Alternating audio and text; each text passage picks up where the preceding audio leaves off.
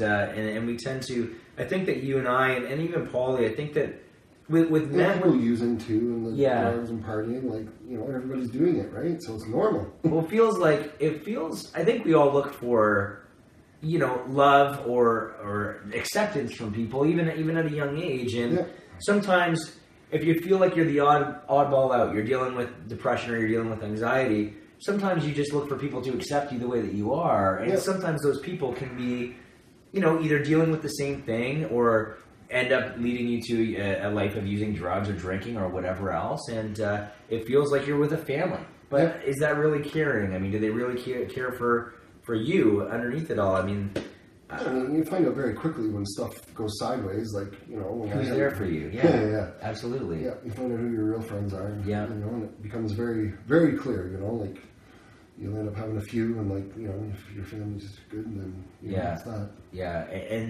and thank goodness for having a good family and support system, and whatever that can mean different things to other people. I know that Paulie considers his family to be, you know, people that have really supported him over the years.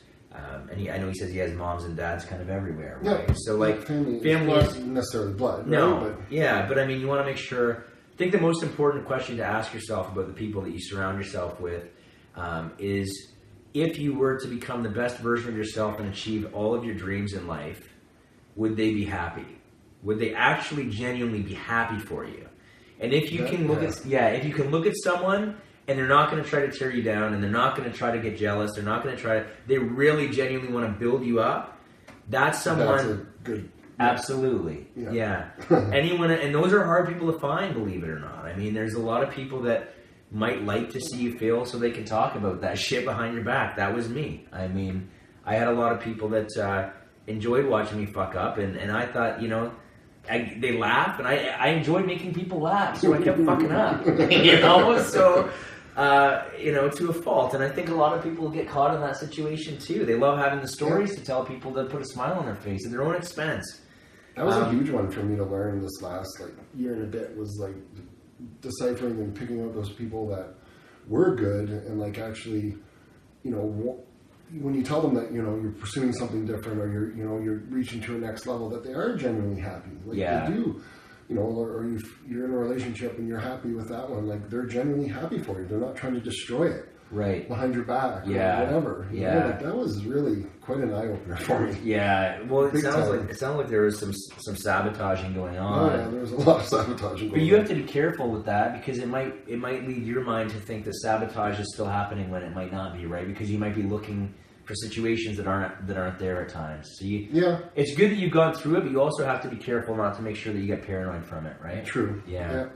So, okay, so now we talked about the courage to change. We're at 13. So that was time management, and we talked about a balanced life. And every time that we talk about anything in here, you'll notice that we're always talking about a balance.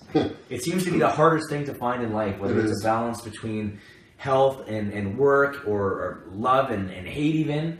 Trying to find that balance in between things, it's really difficult. Very difficult for a lot of people. Because you like you said, whether it's an addiction that you chase after, we're all addicted to something. Whether it's even healthy things per se, people can be addicted to the gym and neglect family time.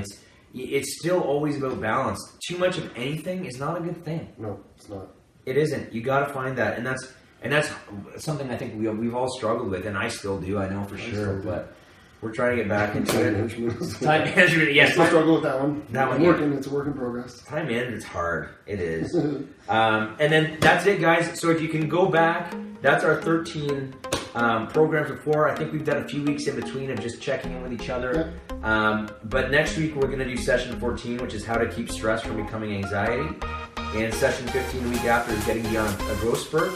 And then that's the last week of, we're going to do 1 week after that of just kind of a conclusion.